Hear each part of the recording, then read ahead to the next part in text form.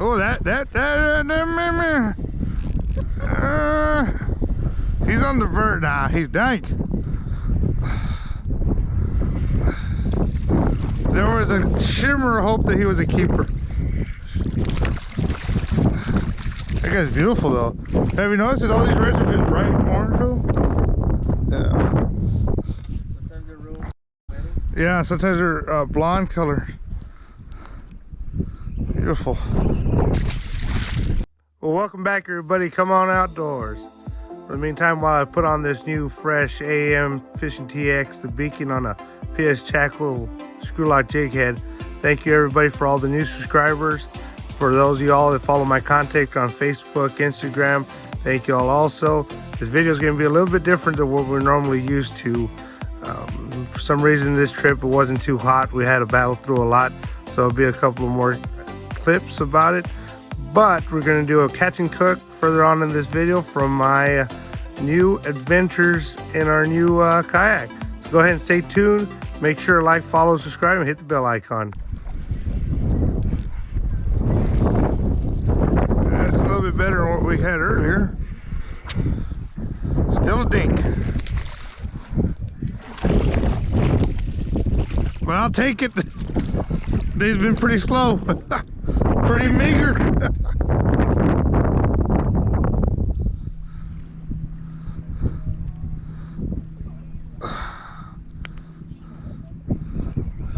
Pretty good.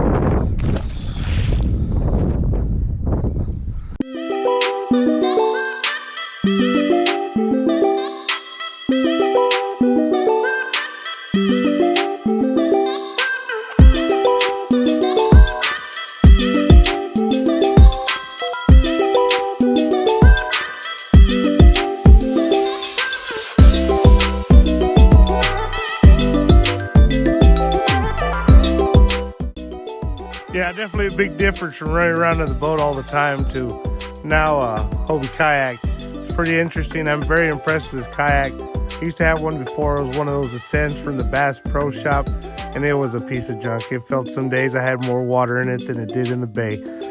This thing performed awesome. As you can take see as I take on this wake like a champ, and that's because I'm a big old boy, and it handled it just fine. It was pretty adventurous out there today with Ed. And definitely a trip to remember, especially it being the last trip that we had for the year of 2022. Go ahead and thank everybody once again for watching, and stay tuned.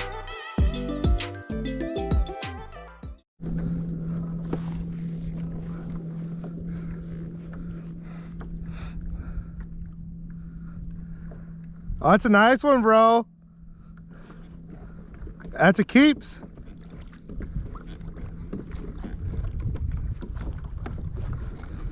This is so cool. Oh yeah, bro. 22?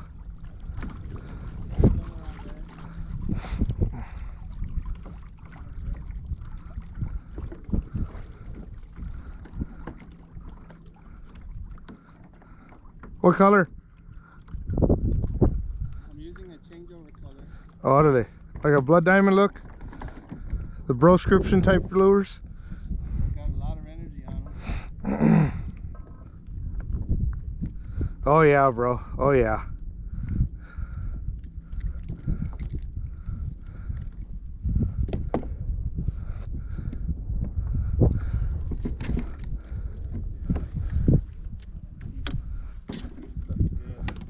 Oh yeah, he's fat, bro. Oh yeah, that's like a blood diamond. A little bit of orange in it. Yeah, it's like a money blood diamond with white tail. Oh yeah, bro. 22 easily.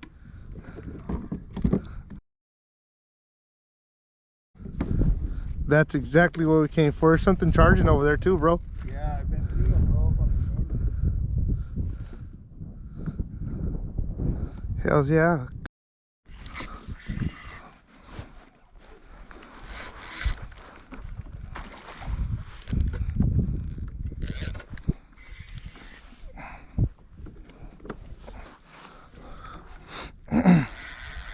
Totally different world, bro.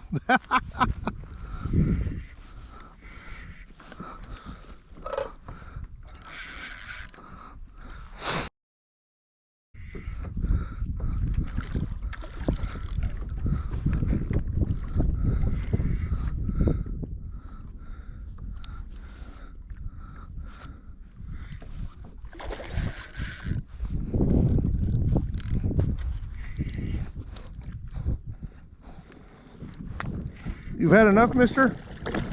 Yes or no? Not yet? We got all day for you, guy. All day.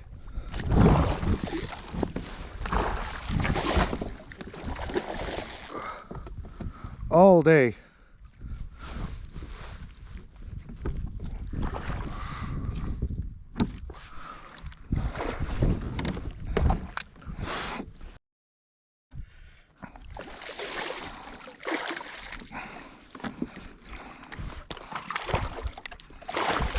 Dude, wear yourself out, buddy.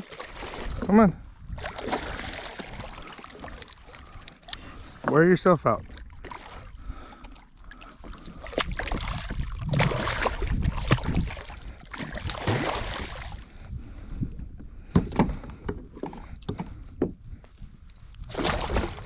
Oh yeah.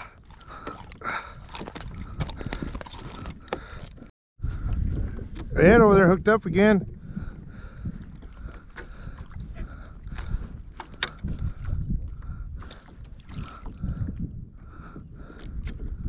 Decent red. Decent red. Not bad for a day. Alright guys, something totally different than what you're used to seeing me fish with. We're out here in a kayak. Not a whole lot difference in the way you work your lure. The only thing I would suggest is find a rod that's got a shorter butt than your average size rod. It just gets in the way. It's a pain in the butt, especially if you're a big fat dude like me. But we're doing them. We got them. We're out here working these edges. We're only about 3 foot deep in this channel out here, and we're concentrating on the edges where all those bait fish are at. We're just working that edge nice and easy. Ed's fishing with some more AM lures. I went to a spoon, and on the spoon all I'm really doing is just picking it up off the bottom and bringing it in. No different than what you would do with your regular plastic worm. It's just that I think right now it makes a little bit of difference to have that flutter, that action, that hum that spoon makes out here. Just drawing in the fish a little bit more. We have seen some gar out here, some nice reds, a lot of mullet. Lost a couple of trout earlier today. We'll see how it goes. Day's not over yet, but we're working our way back. All right guys, so we got our red today, and we're gonna do a catch and cook because this is the only red we caught for today. Me and Ed out there on the kayak. So of course you want to fillet your redfish. The only thing is we left it sarandeado on the half shell but intact. So you got a pretty redfish. Look at all that wonderful meat. And I always tell a lot of my clients when you go fishing for reds is this is one of the best ways to eat them is on the half shell or like this. So go ahead and cook these reds. Of course you want to use whatever seasoning you like for chicken. That's the key. The seasoning for chicken. So what I always tell folks is get some butter, some warm butter, pour it on your red, okay? And it don't matter if you make a mess. See how we got this butcher paper down right now.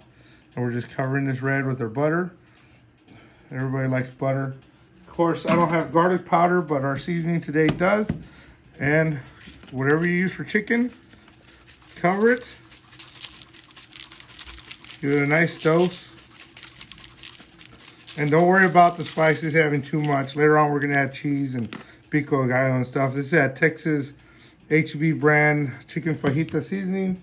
Of course, some paprika for a little bit of kick to our spice. Cover that son of a gun. And some black pepper. The funny part of doing a video like this, you only got one shot when you only got one fish. So I guess we gotta make it count. And last, a little bit of red pepper. So we're actually gonna go off this New Year's. We're gonna go to a relative's house and we're gonna cook over there. And we're gonna cook it on the barbecue pit. You can do this on a gas stove, pellet grill, or charcoal or wood. Now being South Texas, the best thing to cook on is of course mesquite. So I highly advise that. So if you wanted to leave this alone to marinate for a couple hours, let the spices go down, get in there. All you have to do is wrap her up, cover it up, put it in the refrigerator, and bag her up and leave it there for Now we're so, and that's it. All right. Now, if you're gonna use charcoal or wood, whatever you're gonna grill with, is fine. Just make sure you got low coals. There's no big flames. We're working with butter on our fish. The fish doesn't have a high grease content in it, but the butter and stuff will sit off the flames or whatnot. Go ahead and open it back up. Make sure you spread out the butter evenly, of course. You see our grill's not that hot, and you can go ahead and do that. Don't worry about my shorts in the video or the fact that I'm wearing boots, but go ahead and let her sit with the skin down. You don't necessarily have to put aluminum foil underneath or between, but you could if you wanted to, and let her sit. Now here you can see we're running at 400, and you can run it as low and slow or as high as you want. I'm really pushing it, trying to get this fish done. So what you do next is you need to go ahead and check it and just see once that meat starts to come loose a little bit, it's perfect time to go ahead and add your pico de gallo and use whatever cheese you like to cook with, your cheddar, your mozzarella, whatever. As long as it's not Kraft American singles, stuff like that, that's fine. But that's the point to go ahead and do that. The only thing is, of course, somebody forgot to pack the cheese when we went off to somewhere else, but you understand what's going on here. Once you go ahead and add your pico and your cheese, go ahead and close it up and let that cheese melt. Once the cheese is melted, it's ready to go. And the best way I always tell people to eat this fish with is with some tortilla chips and a nice cold beer. And you can't go wrong with it. It ends up being redfish nachos at the end of it all. Just be careful when you're taking it off the grill because it's coming off. It's going to be nice and soft. That meat will come out right off the skin. And enjoy. And I guarantee you, once you try this, guys, there's not going to be enough redfish out there for you to eat. Make sure to like, follow, and subscribe.